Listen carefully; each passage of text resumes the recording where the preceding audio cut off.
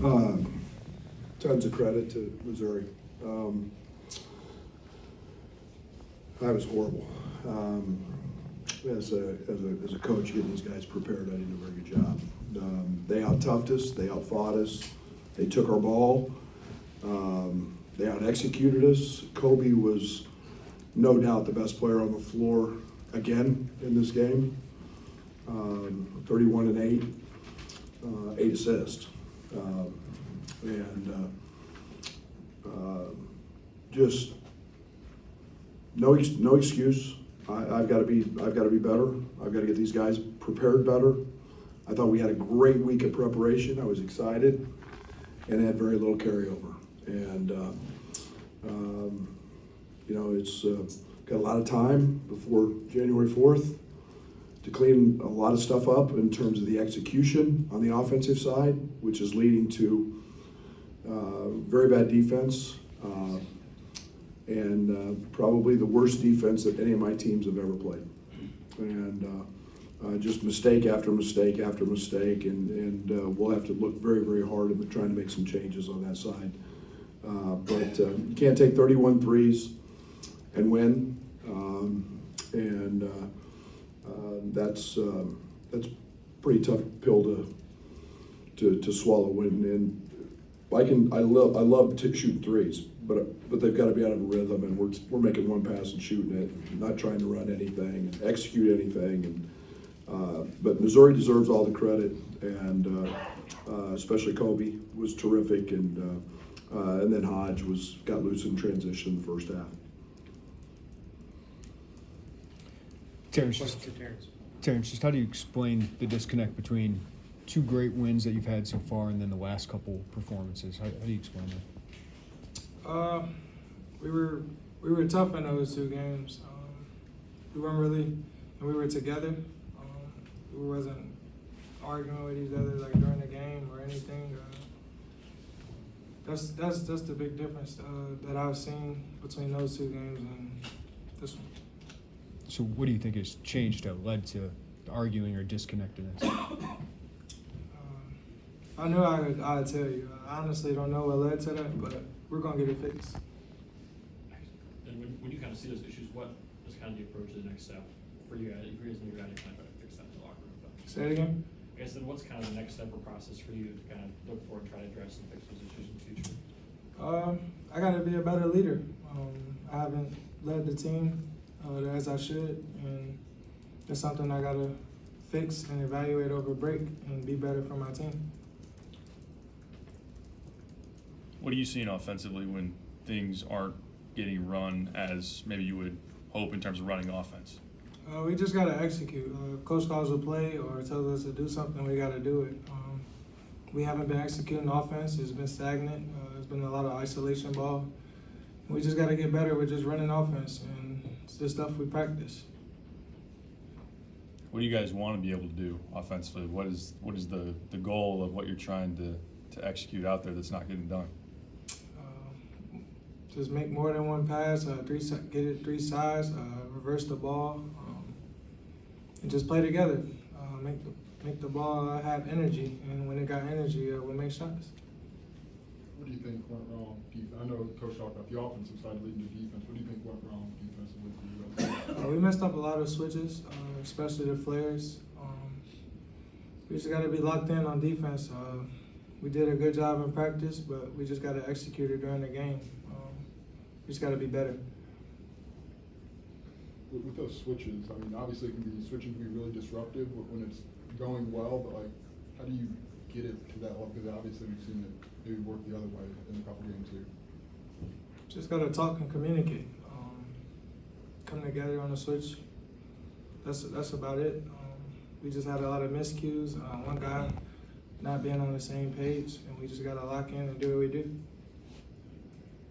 Terrence, how are you handling the inconsistencies, knowing you guys have shown you can be really good, and yet these kind of games where you guys struggle?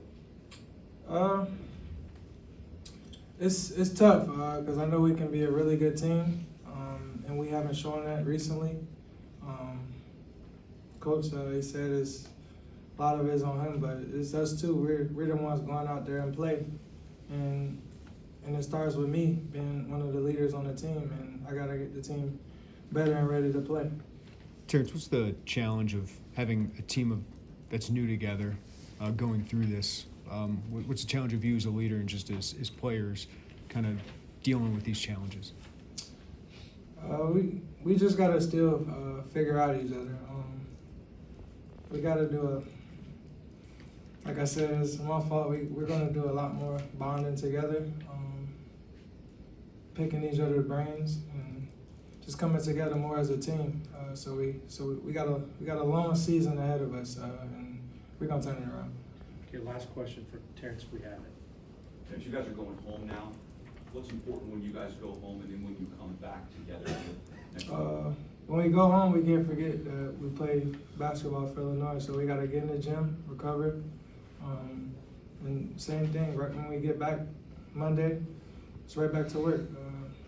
I'll be working the whole break, but I want to make sure my team is working the whole break. But it's no days off. We got a long season. We got to make a big run in the Big Ten conference. Okay, thanks, Terrence. We continue for Coach.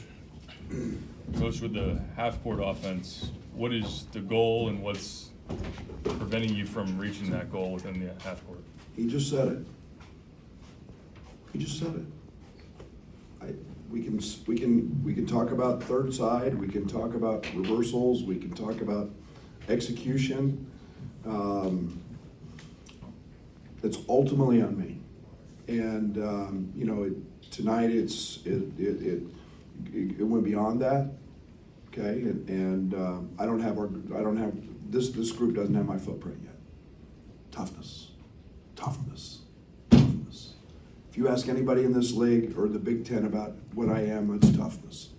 And how many times we got our ball taken tonight? Just got our ball taken. And it's toughness to be able to execute, and it's toughness and discipline to be able to guard. And he said it. He knows everything that I've been saying. He just told you. And yet, I don't have them doing that yet. And getting the ball to the third side. It doesn't matter what we run. It doesn't matter. You can run stack sets, you can run spread, you can run 5 outs, you can run whatever you want to run. And until I get them to execute it, it leads to a lot of really, really bad shots, which lead to a lot of offensive problems in transition. And then it multiplies because it puts pressure on your half-court defense. And it is my job to get them to do that solely. You heard him. He knows what it is. I don't know.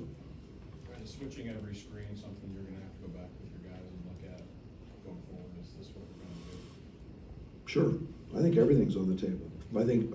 I'll tell you what the defensive side has caused. It's caused lack of accountability. And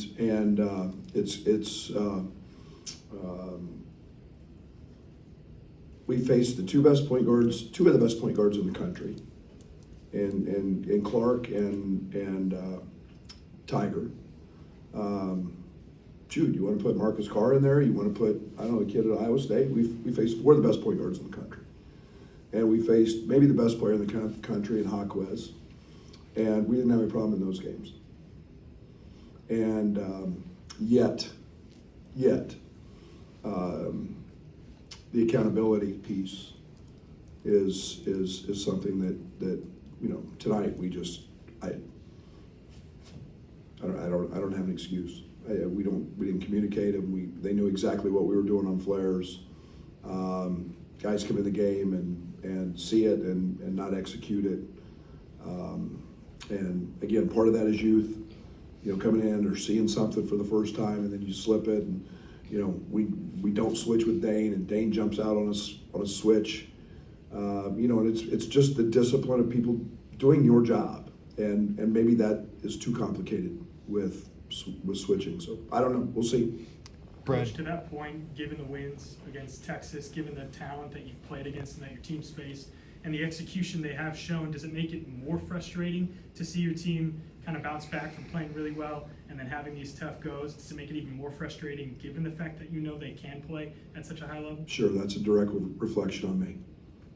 That's absolutely knowing that we can beat anybody in the country, absolutely. When we play the right way and we play But getting this group tough enough and getting this group disciplined enough, that is a direct reflection on the guy sitting right here talking to you right now. And I self-reflect a lot, and there's no excuse for that. Brad, when you guys are good, it seems like Coleman is kind of the connector of it all, offensively and defensively. Obviously not great performance tonight. Like, what do you need from him? What are you seeing from him right now? Not playing very well. I know that's not just, 6 turnovers, no assists. You know, and it's got to be a, you know, he's a guy who's very talented. He has a lot of ability. You know, we need him shooting shots when he's open. When he's not, we need him passing the ball and not necessarily driving it. You know, that's not his strength. That's what got him in trouble last year. You know, and he's proven last year he could be a lockdown defender. You know, we need him to lead on that side as a veteran. But again, right now there's very little accountability on that side of the ball. Brad, David State said that he thought that Kansas used Missouri's defensive eagerness against them in that game, and they tried to work on some of that. Did you notice any changes defensively from what you saw when you watched tape there? It seemed like they were maybe a little more, not reserved, but not as out in front of themselves aggressively. Yeah, I mean, Kansas one is really good, Sure. and they're really old. And they got a great point guard, and they just, you know, Kansas wasn't overly complicated. Kansas ran 5 up and played in the slots, and then sprayed it, and then ran really, really hard in transition. We didn't get enough stops to ever be able to run in transition. You know, I think we got the ball to the mouth of the rim in the second half a bunch. But you know, I thought it was the same. We you know, we didn't play in the pockets very well. We were trying to early, but no, I thought it was similar. Greg, what do you do with the younger guys to help them go through this process with the men? Dennis even mentioned a sports psychologist that he's been using with his. How do you handle that with these guys? Oh, it's a process. You know, I tell everybody, you know, you've got to go. They've never gone through adversity. They've been told they're great, the greatest things in sliced bread. I love our freshmen; they're really good. But you got to go through it. And when you come out of it, you're always better on the other side. But you got to go through it, and they don't know even what they're going through sometimes. They just know it doesn't feel right, and it's not easy. And you know, as point guards, Jaden and Sky, and there's a lot of accountability there at that position to lead and talk and communicate, and you know, everything starts with you. And they're going to be fine. I got all the confidence in the world in them. You know, Sincere, I got to keep on the court. Sincere represents everything that I'm trying to be about, and that's play hard and fight and tough and gritty and not give a damn and just go hoop. And you know, I can live with a mistake when you play as hard as he's playing. And then Ty's been really good. Ty's been giving us a ton. He competes. I didn't think he was great defensively tonight, but they got to go through it, Brad. They got to go through it, and you know, you find out who you are when you look in the mirror when you're dealing with adversity. And our guys have always done that. I've always played freshman, and you know, Georgie to Trent to Adam to, you know, Kofi and Io, they all went through it. Io sat in my office one day after the Ohio State game in Chicago and cried because he was going through it. And you just gotta talk with him. You gotta communicate with him and tell him you love him, and yet coach him to get better. Talking about getting the group tough enough over the next couple of weeks, as a coach, how do you try to do that before conference? Practice, accountability, practice, consequences. You can't win doing what we're doing. I hope they get to see that. There's no better. There's nothing better than getting your butt smacked as a teacher to learn what you've got to do. And like I said, we were really good in practice. I was hoping we'd kind of snapping out of it because of practice, but again, We see that different colored jersey and didn't have it. Right, with so many young guys and even new guys on this team, you said publicly that there were going to be stumbles.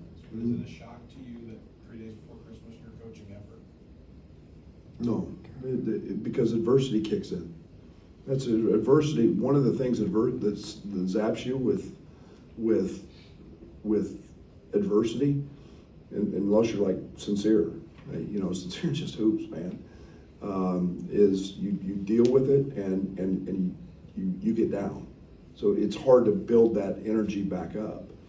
And you got to, the thing that happens when you're young is it's always about you. Your mood. You're not doing this. You're not making a shot, or you're not executing this, instead of us. So that's the hardest part about freshmen, and why nobody wants them anymore. Nobody wants freshmen. Everybody going to the portal to do what Missouri's done, get old men, that have been through it.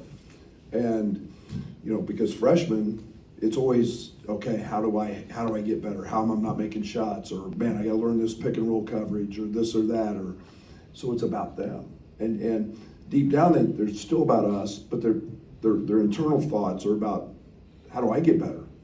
And so, Trent Frazier, as a senior, junior, sophomore, after that first year, it was about helping us win. They didn't care about anything else. And there's a big difference there in that process. But when Terrence talks about working on that togetherness, that cohesion, what, if any, role do you, at this point, maybe step in and try to help usher in some of that cohesion? I know you talked about if you lead, that's not. Oh, I'm leading. I'm going to lead. There's no doubt. They need it. They need my help. And I haven't been very good. I've got to do a better job. And, I've got to get us out of this. I've got to get us tougher. I have to get us tougher.